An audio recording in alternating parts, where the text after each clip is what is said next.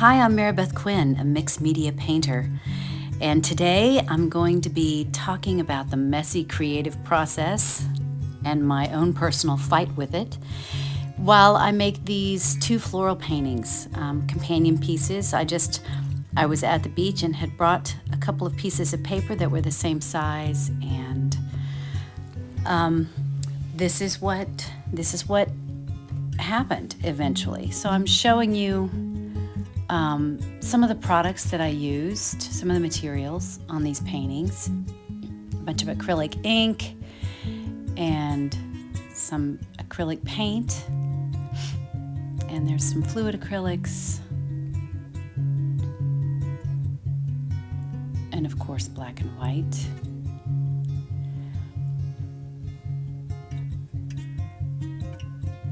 I like these little Liquitex bottles. I don't think they make them in this size anymore, but they're great to travel with. There are my Stabilo Woodies and my tempera paint sticks. So I will have all of these listed in the description below.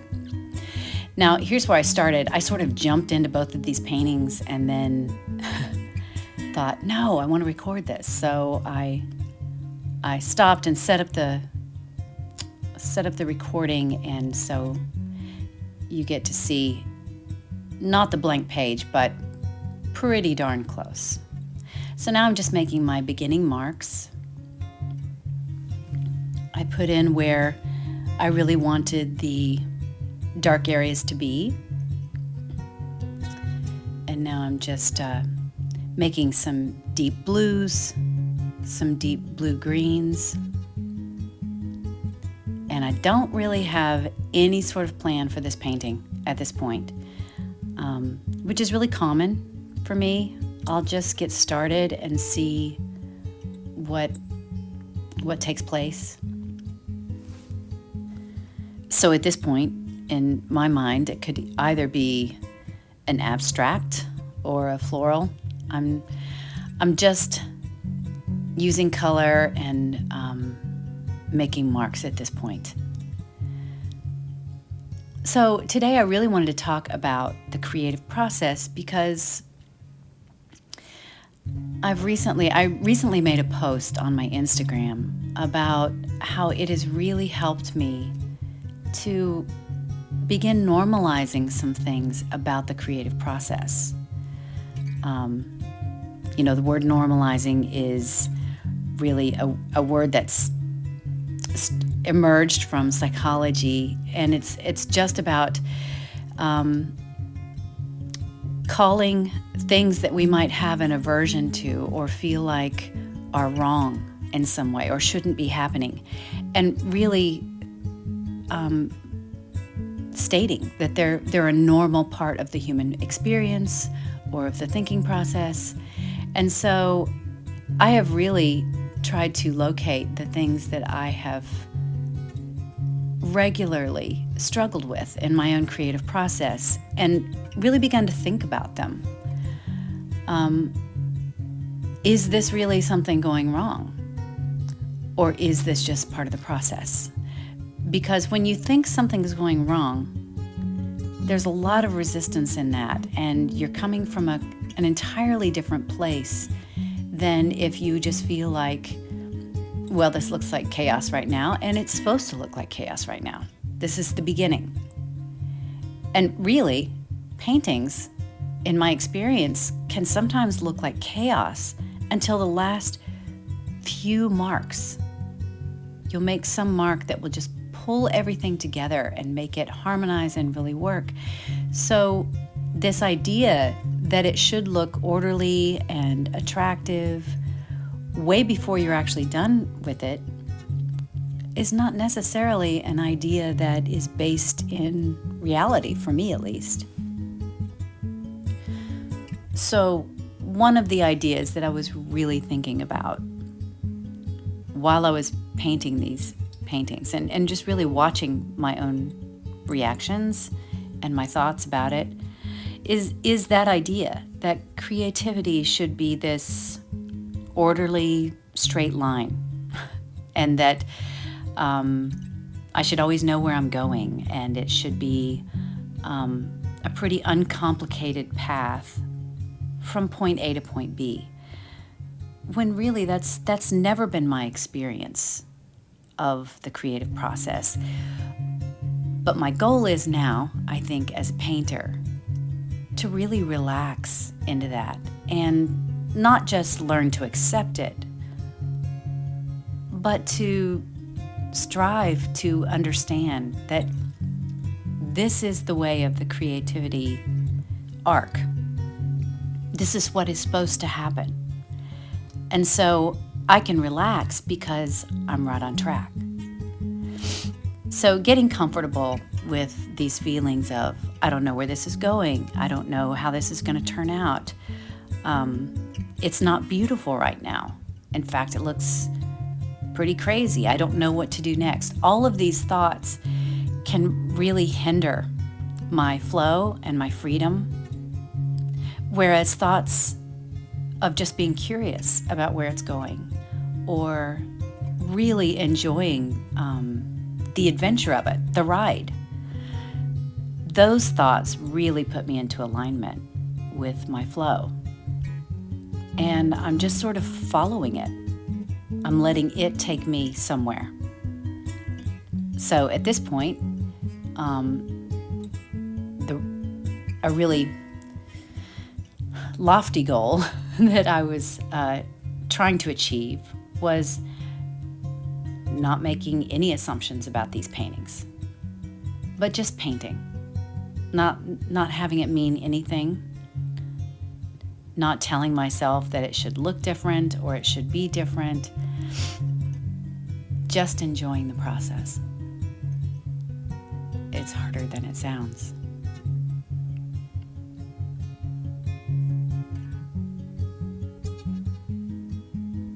So at this point, I'm merely just thinking what to do next. Now that I've got all the white covered, I'm thinking about, well, what could I try next? Where do I want to take this? So there I'm adding some glazing medium to that white paint. The glazing medium simply makes the paint transparent. It doesn't dull the pigment too much if you don't put too much in, but it's good. I use loads and loads of glazing medium. So I think what I'm attempting to do right now is to just tone down areas of the painting so they're not quite as distracting or eye-catching, and just sort of making it a little softer in some places, a little more dreamy. I'm sorry you can't see the upper right corner of that right painting. I was limited as to where I could hook on my light and my recording device, and this was the best I could do in this unfamiliar space that I was in.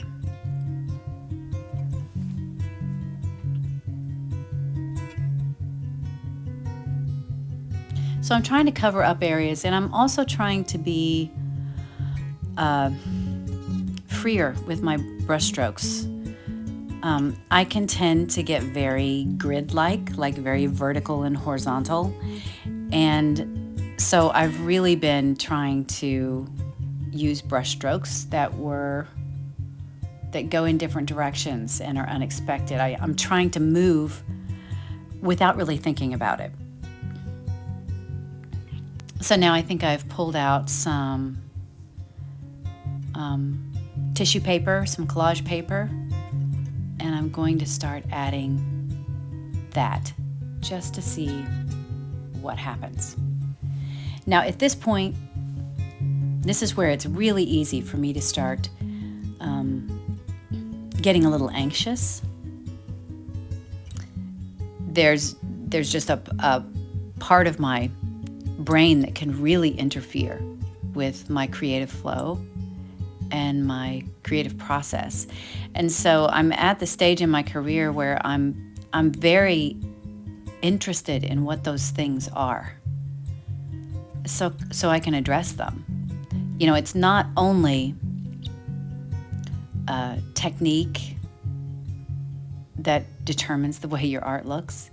I've realized over the years that a lot of it is the way I'm thinking, the way that I'm feeling.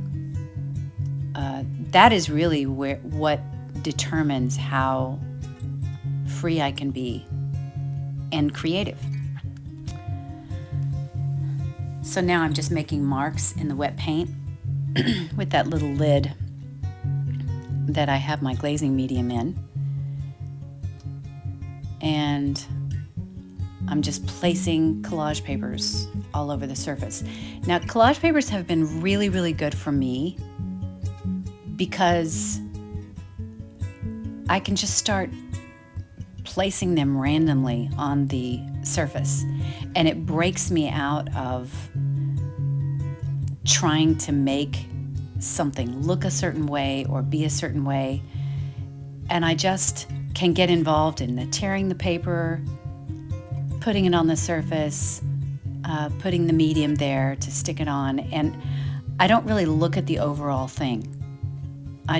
Sometimes I will. But at this stage, I think I'm just sort of placing things randomly and seeing what happens.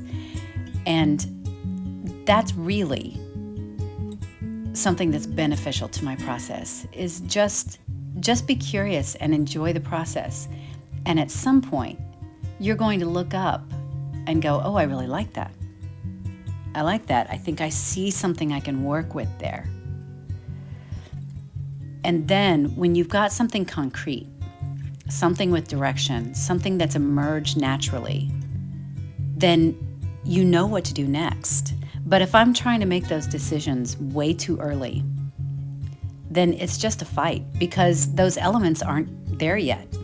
The elements that will support where the painting is supposed to go have not been placed on the paper yet or on the canvas. So getting these things in the right order has been a really big game changer for me. I think when we feel like things should be beautiful from the start, or at least attractive, or look like something promising, then when it doesn't, which, let's face it, it never does from the start, we really can tell ourselves things, maybe even extreme things like, I'm not a good artist, or I shouldn't be doing this. Well, here I am I'm going through my sketchbook, and I'm just looking for ideas. My sketchbook is where I get really creative and don't try to make beautiful things at all, actually. I just try new things. So that's what I'm doing there. Here is a book page torn out of a book of poetry, and the pages are super thin. So I really like using those on a painting.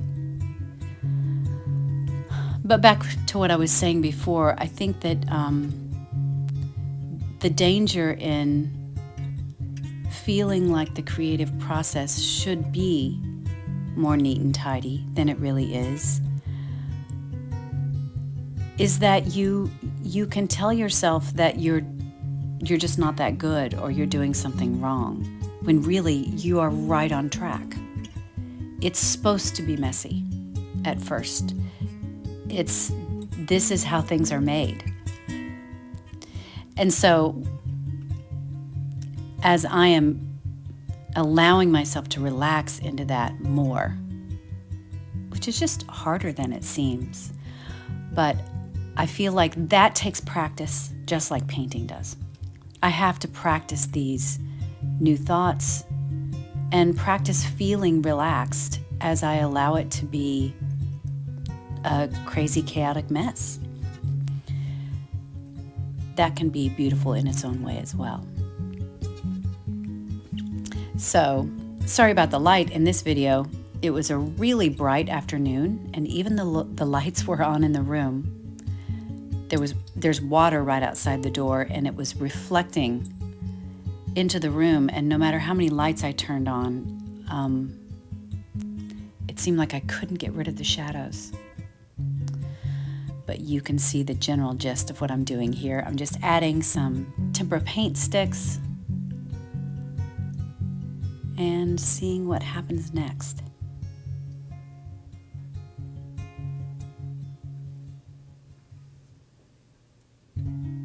So I have each of these pieces of paper taped off around the edges. It just gives them a nice clean feel at the end when you're done. And I always like taking the tape off because something about those nice clean white edges really frames up the painting, and you can really see what it will look like. So here I'm making a very soft blue, I think. Looks like maybe I'm going to try to tone down some areas. So I did put the collage paper from the poetry book on here, and I love using words on my paintings. I always try to, I don't mind it being readable, but I don't want it to be distracting. So I usually try to cover up part of it, so it just gives that feel more of some ephemera or something old being embedded into color and texture. So here I am with a Stabilo Woody, just making some marks in the wet paint.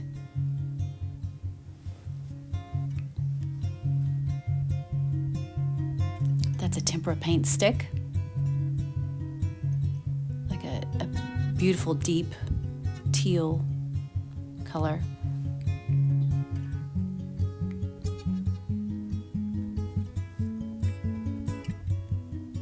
And at this point, I'm just painting intuitively. I have no designs on anything. I have no plans, which, you know, if I let it, can be its own sort of stress. Like, I don't know where I'm going. I don't know where I'm going.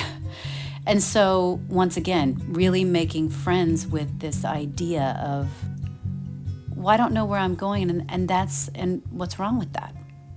That's really okay. There are lots of times in life that we don't know where we're going, and we don't get stressed about it. So I don't have to get stressed about it here. Now I think I'm looking through more of my collage papers.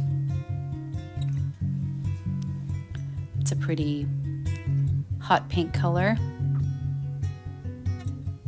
I think these papers are just something I ordered off of Amazon. They're the mulberry paper, and I got, I don't know, a package of maybe 100 pieces or more. Lots of different colors. So now I'm just putting dots of the glazing medium in different places on the painting and just placing those little pieces of paper. I think I have decided at this point that I will probably make this into an abstract floral. And I simply say that because of the colors that I'm using. I don't know what prompted me to go that direction. Maybe it was a feeling, maybe something I saw happening on the surface, but I'm pretty sure by what I'm using here that's where I've decided to go. And if I can successfully wait until I get that feeling that arises naturally as opposed to out of some anxiety, then it always turns out better. because it's like I'm following the painting. The painting's really telling me where to go, and I'm in sort of harmony with it instead of fighting against it. I didn't know when I started painting that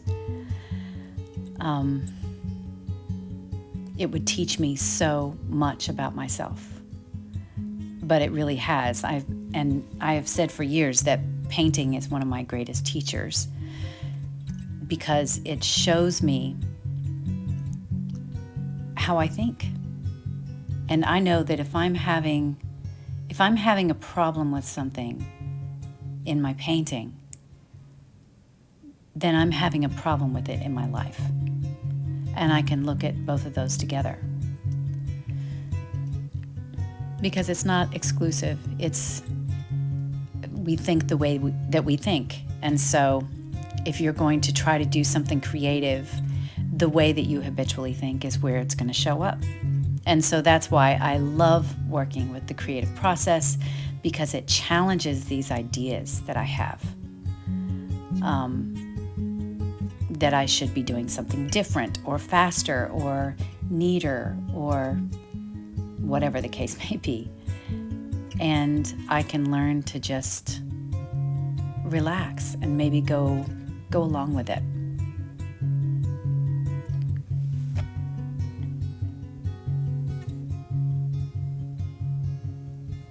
Here's the Stabilo Woody again.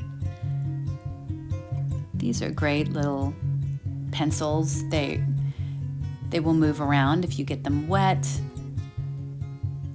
They don't move around, it seems to me, as much as the Caran d'Ache water-soluble crayons do, but they will move around, and they're a nice size. Like they're a bit chunky, and so holding them is just sort of a sensory experience that I think promotes a little freedom. Maybe it reminds me of drawing when I was a kid.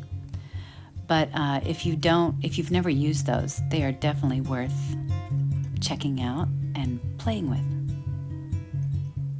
So I'm just making random lines and marks here, still trying not to think too much. And since I know this will be an abstract floral, like I'm not trying to make anything very representational. Like at least so far, don't feel like there's going to be a vase or anything like that. It's just going to be a few flowers that you can make out here or there, and everything else is just abstract. So I'm trying to keep it pretty loose and staying away from the representational. So now I'm mixing some green, and I've put in some flame orange, which makes a really nice yellowish green. And I've added some white to that. And now I'm just trying to maybe bring some order to the surface by putting in larger swaths of color.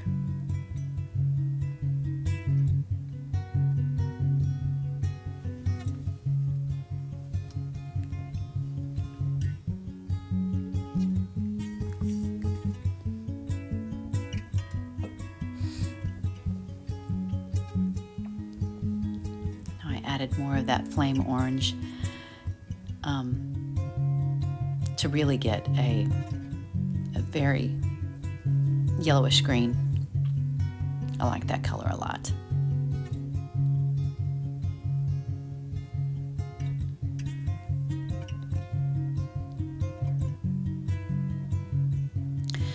Where I've put the little pieces of paper that are going to be representations of flowers, I try to really paint around them and halfway over them, just so they don't seem like they're just floating on the surface of the painting. They actually become part of the blend of colors and are softer. The edges are softer. So I'm kind of doing that as well here.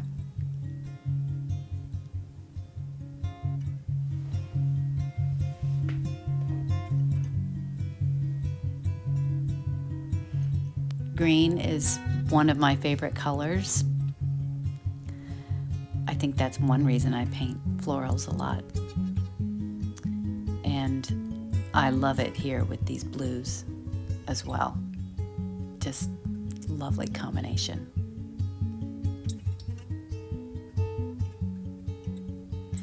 So now I've decided that I want something darker to sort of anchor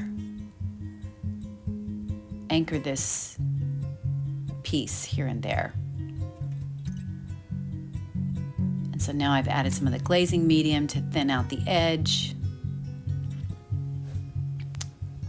so it blends in to what's around it.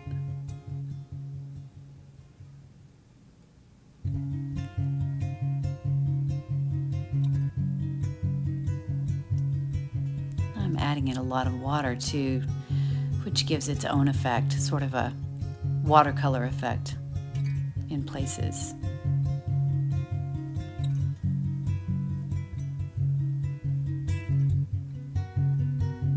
I'm moving quickly, not as quickly as it appears here because I've sped it up, but I'm moving quickly just to keep myself from thinking too much about the marks that I'm making. That's one tactic I can use. So now I've mixed up, I believe, some black and some really deep teal. I think it was liquid acrylic ink, maybe. It made a lovely, lovely dark color. Love that color. See how adding that really dark area, it does just sort of make the rest of it pop a lot more. I love that dark area. And now as I get to the edges of the dark area, I really try to thin it out with water or glazing medium, and also make brush strokes that come down into the other color around it. So it has a tie. It doesn't just end and be its own little island of color. It actually intermingles with the color around it.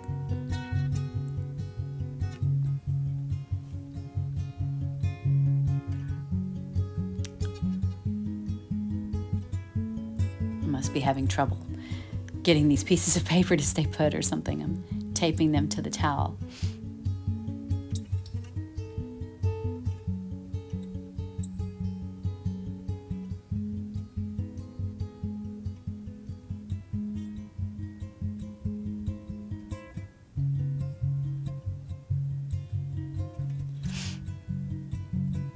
You know, I've gotten a number of comments on my other videos from people that I just relate to so much, because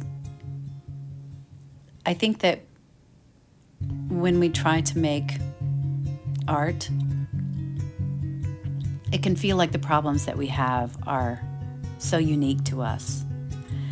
Like maybe we're the only ones, and we can assume that it's because we're not really maybe we're not a true artist. And it's really not that at all. I think these problems are actually quite universal. Because we're humans, we struggle with these problems. And I have really enjoyed just talking to people and hearing about their journey, because sometimes it's not an easy one, and it's easy to quit and to assume that you're not meant to do this, when really the only confirmation you need is just your interest in it. So I'm putting this paper towel over those leaf structures that I just did there, just because I didn't want them to be super prominent. I wanted them to be again, sort of dreamy, just half there, fade into the background a little bit.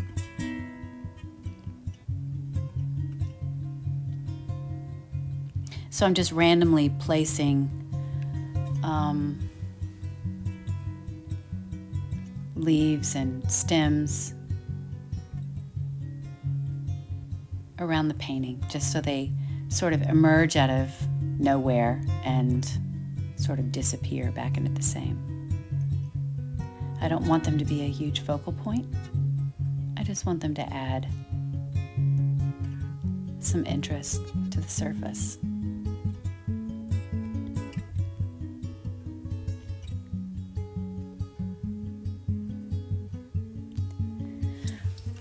But back to the comments that I've been getting. I've been thinking a lot lately about something that has really changed my practice, and that is, I heard from just a couple of teachers that you're just not painting enough. The typical artist needs to create a lot of work so they can find their voice, so they can find their rhythm, and also find their confidence in doing that. And I think that's something that, again, we try to make go faster than it really does. Finding your voice, finding your style, finding your confidence is not something that happens quickly. And that's where really loving your art and your practice and being dedicated to yourself as a painter, that's been really huge for me to really try to get over the argument with myself about how good of a painter I am or whether I'm a painter, and just decide, I want to do this. That means I'm a painter.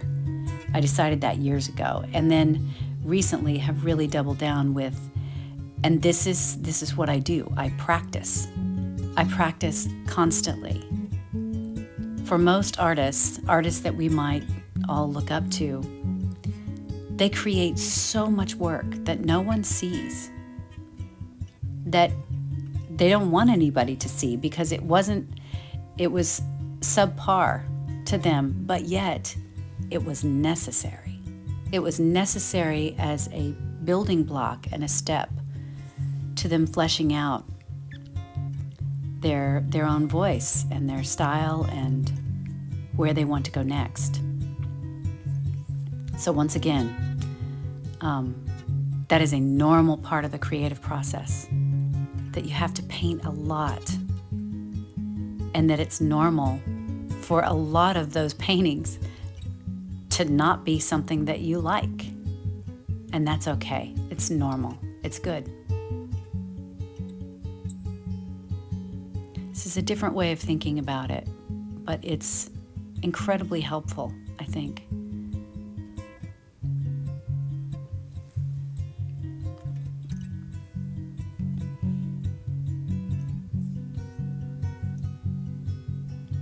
So now I'm just really fleshing out these little flowers.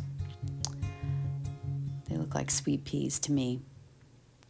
Just putting in lots of different colors and little quick brush strokes.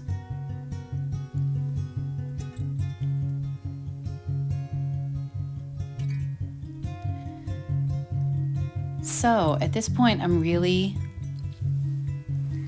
liking how the flowers are bringing a lot of unity to this painting. The background that seemed so haphazard and almost chaotic, once you put the flowers in the foreground, it really becomes the focal point, and then everything in the background can just be an accent.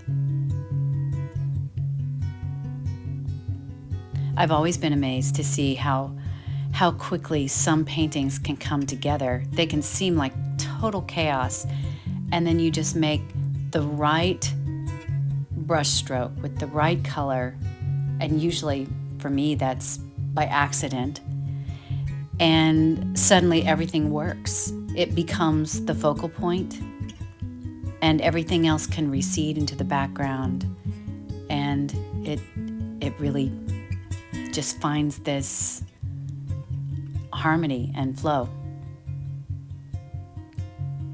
So now I'm just adding some marks with the tempera paint sticks. Most of those tempera paint sticks are really bright colors, and I really like this green one. It's a very light green color. So I'm really coming up to the end of these. I'm liking the way that it's looking. Everything feels really balanced to me. It feels balanced individually and also as a pair.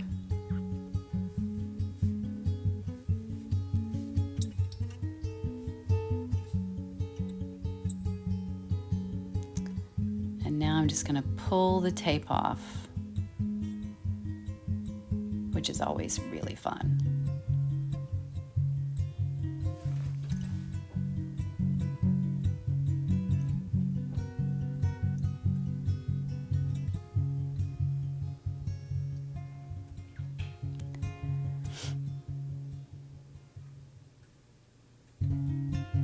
I can't remember exactly what size these are. They're an unusual size. I can't remember why I actually cut them this way, but they might be like 12 by 19 or something. I'm not sure.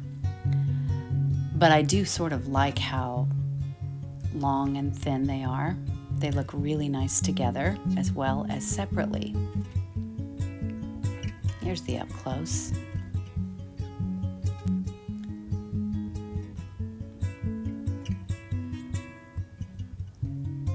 So here's just some detail views. Sorry, they're moving around a lot because they're hanging on something and the fan was blowing them around a little bit.